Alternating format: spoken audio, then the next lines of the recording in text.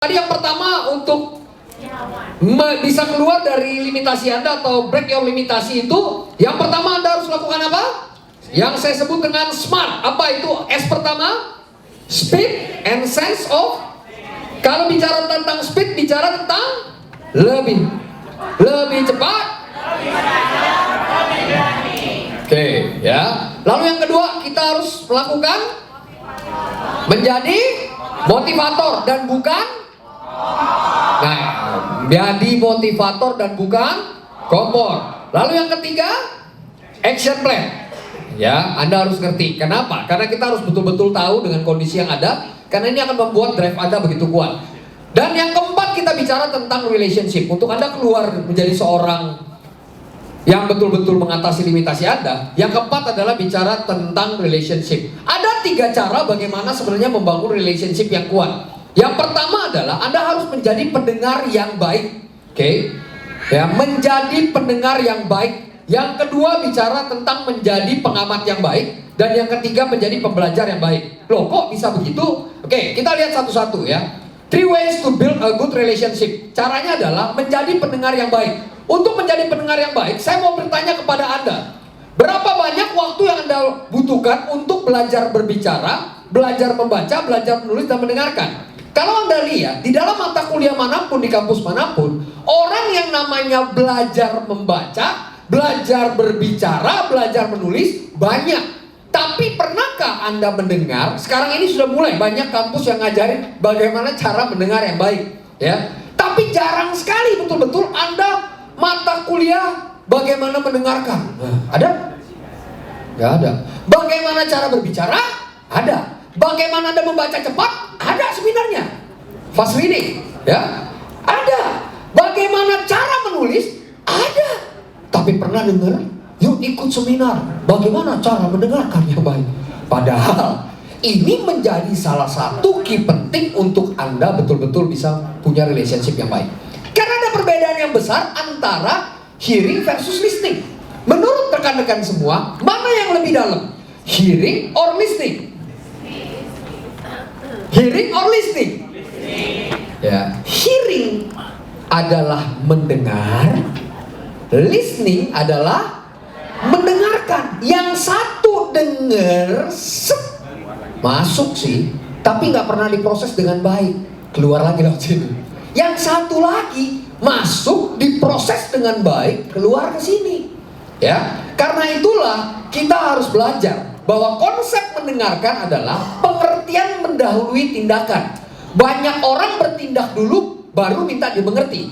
Pengertian selalu mendahului saran dan nasihat. Kecenderungan alami kita bukanlah untuk mengerti dahulu, tetapi kita selalu minta untuk yes. Untuk break your limit adalah Anda belajar bukan minta dimengerti oleh orang lain, tapi Anda juga harus belajar untuk mengerti orang lain.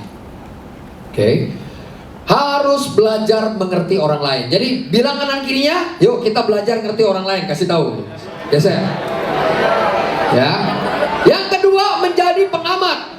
Anda harus belajar menjadi pengamat yang baik. Bicara tentang pengamat, ada 3 sebenarnya sikap yang Anda butuhkan. Buat saya, yang pertama levelnya adalah kalau mau jadi pengamat yang baik, bicara tentang peduli dengan orang. Anda perhatikan di dalam tim Anda, bicara tentang peduli, ada 3 level tingkatannya. Yang pertama saya sebut dengan atensi. Atensi itu perhatian. Anda perhatian ke orang nggak? Perhatian.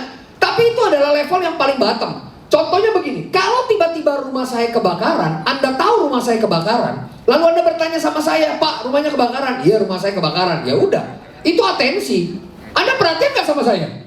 Perhatian. Tetapi levelnya adalah kalau Anda hitung dengan service level, itu service level yang paling bawah. Level yang paling rendah adalah atensi. Naikin 1 level lagi.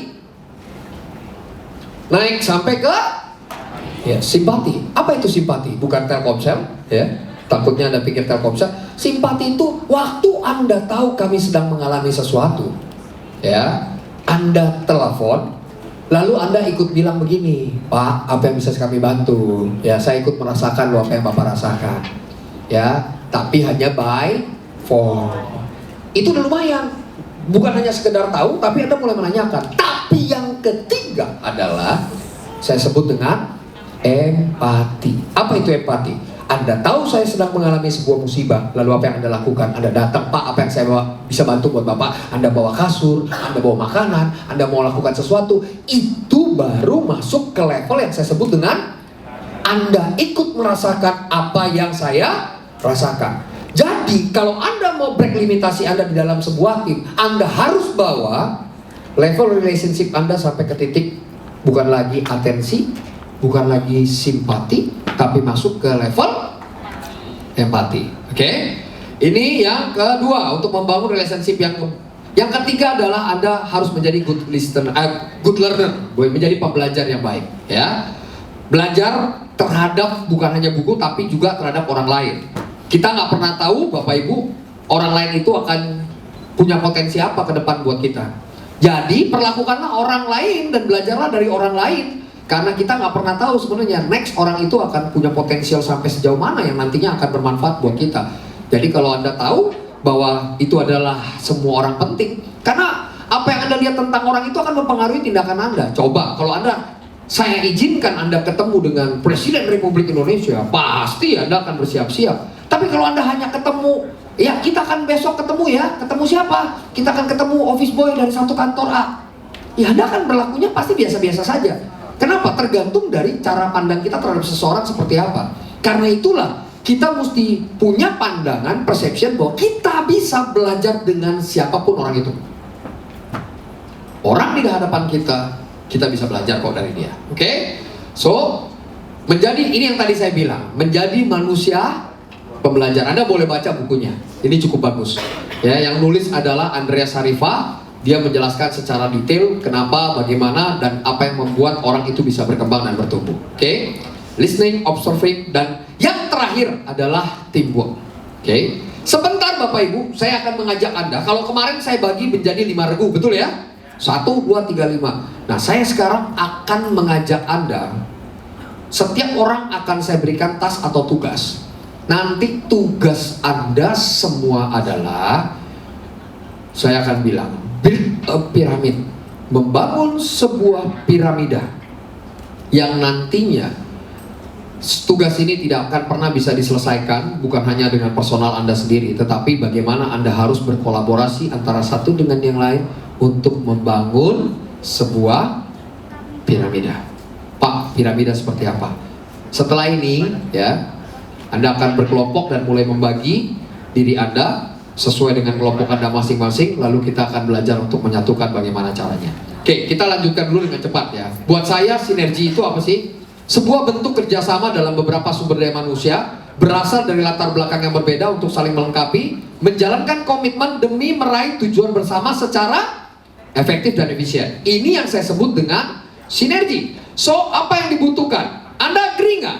They said that two heads are better than one. Do you agree or disagree? Anda setuju atau tidak bahwa banyak orang berkata 2 kepala itu lebih baik daripada 1 kepala? Setuju atau tidak? Kenapa? Anda setuju nggak 2 kepala itu better than 1 kepala? Kalau tidak, kenapa? Kalau ya, kenapa? Belum tentu, Pak. Kenapa? Kalau sinergi bisa lebih dari itu. Mereka akan hasilnya luar biasa. Artinya Anda juga bisa setuju dengan bukan hanya 2 kepala, 3 kepala, 4 kepala, 5 kepala. Betul. Tapi kalau mereka tidak setuju, ya hasilnya akan saling menghancurkan atau tidak ada hasil. Maksudnya tidak kalau tidak ada kesepakatan. Yes, betul. Oke. Boleh? Yang lain setuju atau enggak? 2 head better than 1 head. Setuju. Hah? Lebih enak 1 atau 2? Atau 3? Atau 4? Wah, pinter ya. Bapak Ibu, saya mau bilang begini, Anda tidak akan pernah belajar banyak hal dari orang lain yang selalu agree dengan apa yang Anda lakukan. Enggak. Anda nggak akan pernah belajar apapun dari mereka. Ya, tetapi Anda akan dapat belajar banyak hal dari orang lain yang tidak selalu sepakat dengan pemikiran Anda. Jadi kalau Anda ketemu orang yang selalu sepakat dengan Anda rasa itu akan lebih comfortable, lebih nyaman, itu nggak akan pernah membawa performance Anda naik. Jadi kadang-kadang ya, Anda perlu orang-orang yang disagree dengan Anda, sehingga Anda belajar dari sudut pandang dia. Semakin banyak orang disagree dengan Anda, maka semakin Anda belajar dari sudut pandang orang lain. Jadi kalau Anda selalu, aku maunya ketemunya Pak yang setuju aja. Ini banyak orang kan maunya comfortable-nya. Comfort zone-nya adalah kalau ada orang nggak setuju, gua nggak mau tahu deh, pokoknya mau begini. Nah, paham ya? Jadi di dalam teamwork harusnya Anda sadar, semakin banyak pemikiran, semakin akan membuat kita tambah kuat. Agree? Setuju ya? Karena itu, ya, bilang kanan kirinya. Kadang-kadang berbeda itu baik. Berbeda itu, ya, jangan maunya mintanya selalu ketemu tim yang semuanya sepakat mau. Kadang-kadang bagus. Saya selalu bilang dengan tim saya, Anda mau berantem aja sono, nggak apa-apa. Tapi ingat, begitu keluar dari ruang meeting, berantemnya selesai. Jangan jadikan ini personal. Nah, banyak orang tidak dewasa menanggapinya. Urusan kantor bukan hanya diselesaikan di kantor, selesaikannya di meja makan. Ya, karena kalau makan itu adalah bahasa universal. Anda konflik, nggak setuju? Sini, yuk kita keluar makan. Biasanya kalau orang udah makan, semuanya bisa jadi setuju, gitu loh ya.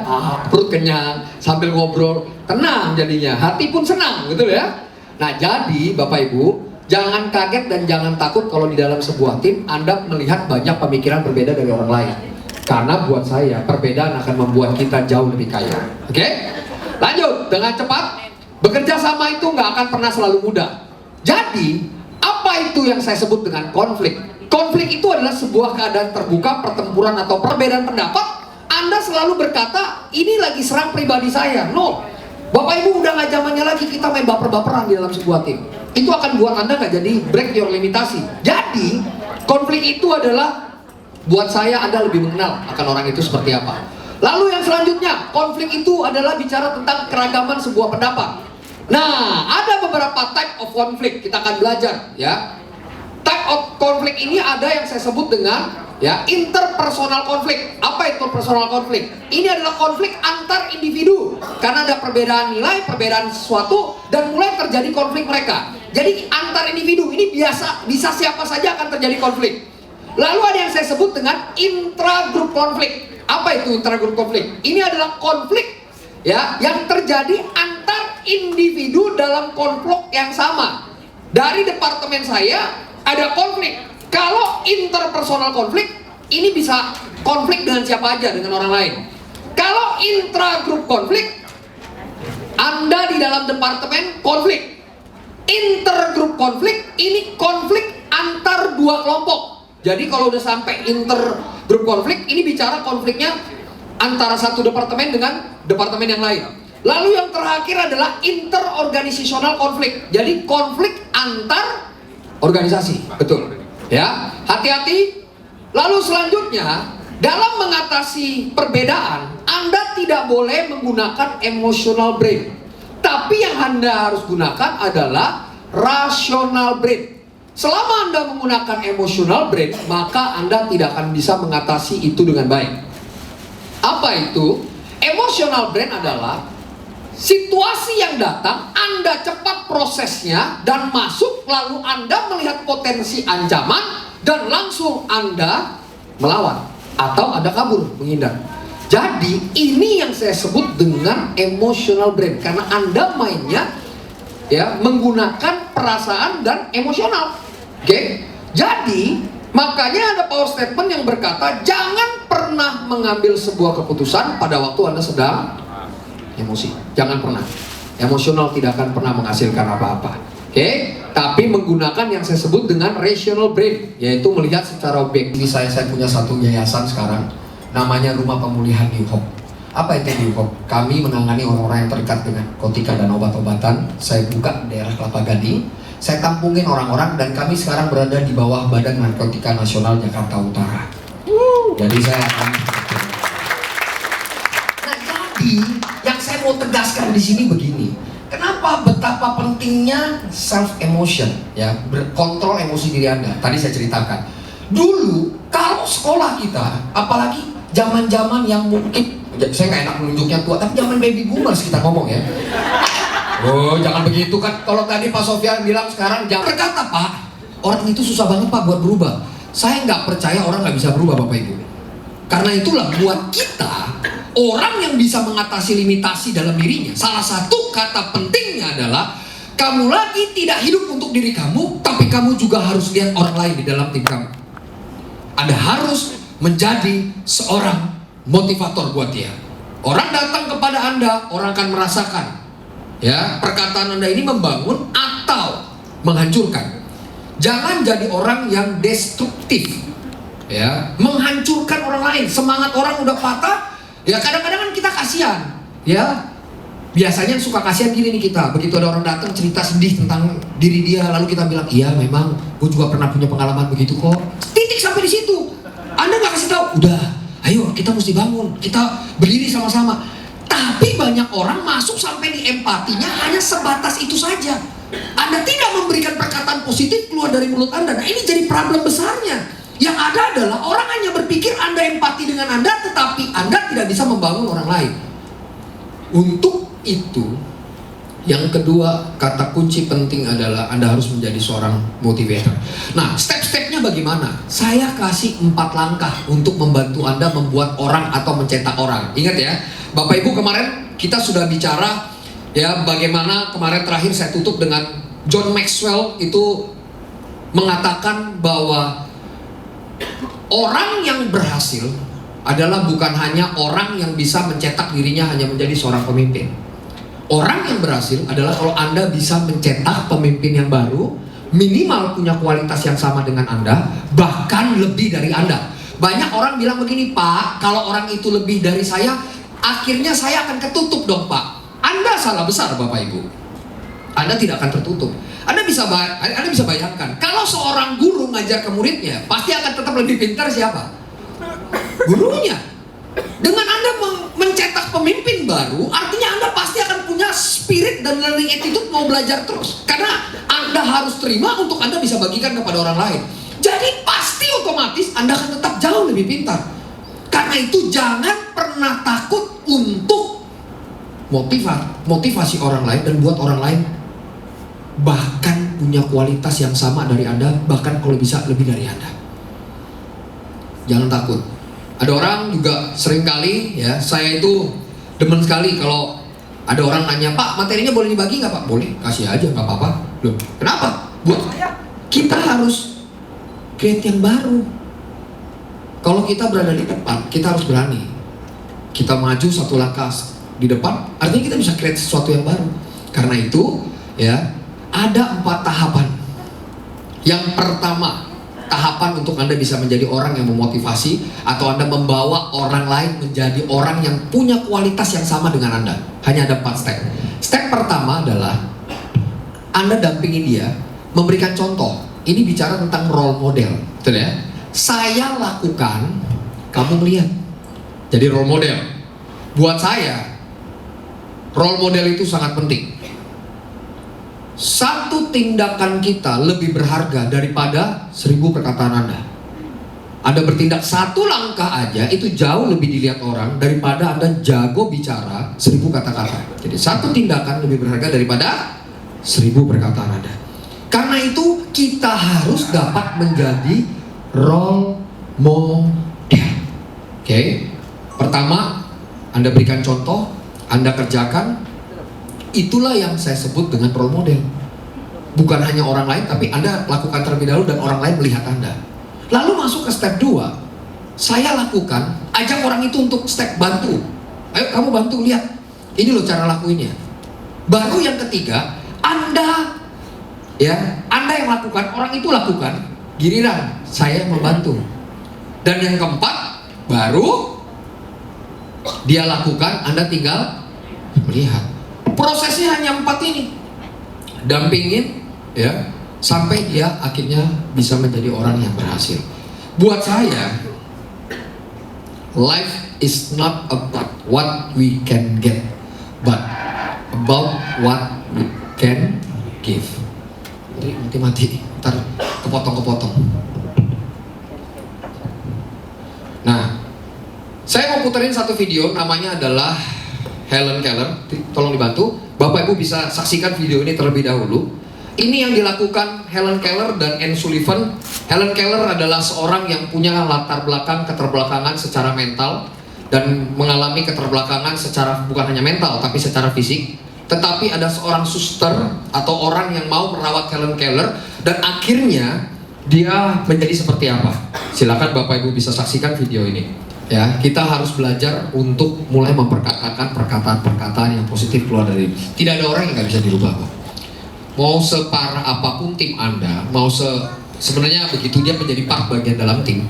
John Maxwell juga bilang kekuatan sebuah tim itu diukur dari yang paling lemah. Karena itu tugas saya adalah, tugas kita di dalam tim sebenarnya kita mesti upgrade sama-sama tim kita untuk menjadi sama-sama kuat, betul ya? Kalau Anda lihat di dalam mata rantai, itu part yang paling lemah lah itu yang akan putus akhirnya menghancurkan semua mata rantai yang lain. Karena itu kita mesti siap betul-betul ya menjadi motivator buat tim kita. Oke? Bilang kanan kirinya, jadi motivator bukan kompor. Itu yang penting ya. Ini bahaya banget soalnya. Ini ya, jadi motivator jangan kompor. Nih, hati-hati banget ya. Lalu yang selanjutnya kita sebut dengan action plan and creative.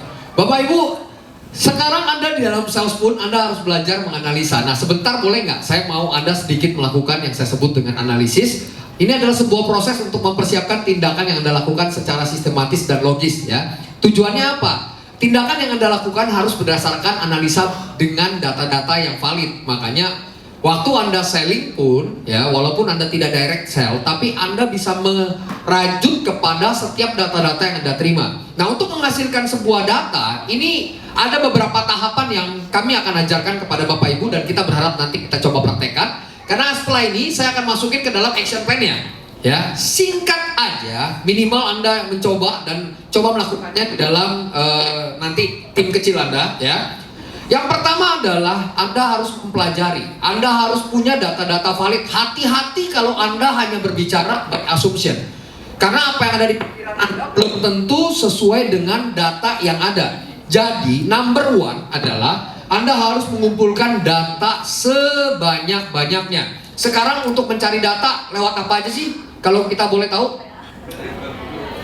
Yes, lewat Google. Mempelajari data pakai apa lagi? Sekarang ini zamannya data. Pokoknya siapa yang pegang data banyak, dia menjadi raksasa.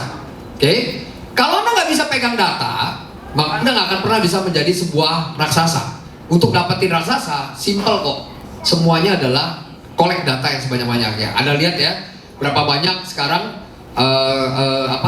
kita lihat bahwa aplikasi-aplikasi yang baru, mereka jor-joran sampai bakar uang kalau kita sebut. Hanya ngapain sih ujungnya? Ngumpulin data. Orang masuk pertama kali dapat ya, Anda daftar baik itu aplikasi apa saja dikasih uang 50.000. Untuk apa tujuannya? Hanya untuk supaya dia kumpulin data dulu, dia pegang crowd-nya dulu. Oke? Nah, karena itu yang paling pertama adalah Anda harus mempelajari sekarang data-datanya dari mana datangnya. Kedua adalah setelah data Anda dapat, Anda harus bisa mengantisipasi ya, kira-kira apa yang akan terjadi. Lalu yang ketiga, masukkan secara logis yang saya sebut dengan think critically. Dan yang keempat, Anda harus hubungkan data-data itu, data-data valid tersebut dengan apa yang Anda kerjakan saat ini. Terkait kalau Anda sekarang di DPKK Sales atau Anda di bagian apapun, sebenarnya bisa dikaitkan nggak? Semua data-data ini Anda bisa kaitkan dengan sebenarnya lingkup pekerjaan Anda seperti apa. Bukan berarti kok ini data ada yang nggak penting, ada yang penting, itu bisa diklasifikasikan semua. Nanti ujung-ujung terakhirnya Anda harus bisa align dan mengambil sebuah keputusan berdasarkan data-data itu. Ya, ingat kata kuncinya adalah align. Anda harus hubungkan, jadikan ada jembatan sehingga Anda punya data-data valid sebelum Anda mengambil sebuah keputusan. Lalu, tolong buat bantu saya, kita akan bicara singkat tentang action plan. Ini adalah simple task action plan. Buat saya, nomor satu adalah objektif apa yang Anda mau capai. Ini simple banget. Kalau Anda mau menjadi break the limits, punya orang yang punya mentalitas break the limits, salah satunya adalah kita harus punya action plan yang kuat. Saya buatkan kepada Anda, ini adalah simple test action plan yang akan menolong Anda untuk menjadi orang yang betul-betul keluar dari limitasi Anda. Yang pertama, kita bicara tentang list of goal. Sekarang Anda harus tahu dulu goal apa yang mau Anda capai. Kalau Anda nggak pernah tahu goal apa yang mau Anda capai, bagaimana Anda bakal sampai ke sana kalau Anda nggak punya goals? Ini hati-hati. Salah satu yang melihat performance Anda itu kuat atau tidak kuat, sebenarnya saya melihat orang itu dari orang itu punya goals atau tidak. Orang itu punya apa yang dituju clear atau tidak. Karena tujuan yang Anda buat atau goal setting yang Anda buat itu akan menentukan Anda drive kesananya kuat atau tidak. Waktu saya bicara dengan orang dan orang itu saya tahu dia nggak punya tujuan apa-apa, saya berani yakinkan pasti performa kerjanya nggak akan baik. Loh, Pak, kok bisa begitu Bapak ngomongnya? Yes. Karena dia akan bekerja hanya sekedar bekerja. Drive untuk Anda menuju kemana nggak punya. Ya udah, dia bekerja hanya sekedar bekerja. Tetapi orang yang punya tujuan dan sasaran yang jelas, itu adalah bensin dalam diri kita yang akan membakar kita untuk nyampe ke sana. Paham ya? Jadi nomor satu yang paling penting yang Anda harus tulis di dalam action plan, simple action plan task ini adalah list of goal Anda. Apa-apa aja yang mau capai. Satu. Kedua, task. What you need to do achieve the goal. Jadi apa yang Anda butuhkan untuk Anda bisa nyampe ke goal Anda. Apa-apa aja. Ya. Yang ketiga adalah sukses kriterianya apa. Anda harus bisa menjelaskan, Anda harus bisa mengidentifikasikan, Anda harus membuat sebuah indikator. Ini sudah berhasil atau belum? Kalau Anda tidak punya indikator berhasil atau enggak, jadi KPI itu sebenarnya bukan yang buat company sebenarnya. Anda harus punya KPI sendiri. Kinerja Performance Index yang buat indikatornya Anda sendiri. Kenapa? Jadi Anda tahu sekarang ini posisinya saya sudah sampai ke indikator yang saya harapkan atau enggak. Gitu. Ini menolong nggak? Sangat menolong. Anda akan untuk keluar dari limitasi Anda. Anda harus punya indikator jelas. Ukuran berhasil saya apa? 1, 2, 3. Lalu terakhir, kita harus buat time frame. Oke, berapa lama? Ya, kapan kamu nyampe? Jangan, Pak, saya mau nyampe ke sini. Berapa lama? 2 tahun, 3 tahun, 1 bulan, 2 bulan. Time frame-nya harus clear. Kalau nggak punya time frame, yang ada Anda, ya udah, mengalir aja, nggak punya lagi, ya. Dan terakhir, baru kira-kira yang Anda butuhkan, resources apa saja yang Anda butuhkan, ya, untuk bisa sampai ke sana. Oke? Bolehkah Anda berkumpul dalam tim Anda? Yang kan Anda dari luar kota, boleh? Yang dari luar kota boleh kumpul dengan timnya masing-masing. Boleh nggak kita buat analisa sedikit, mulai dari pembelajaran kira-kira apa yang Anda dapat, lalu antisipasi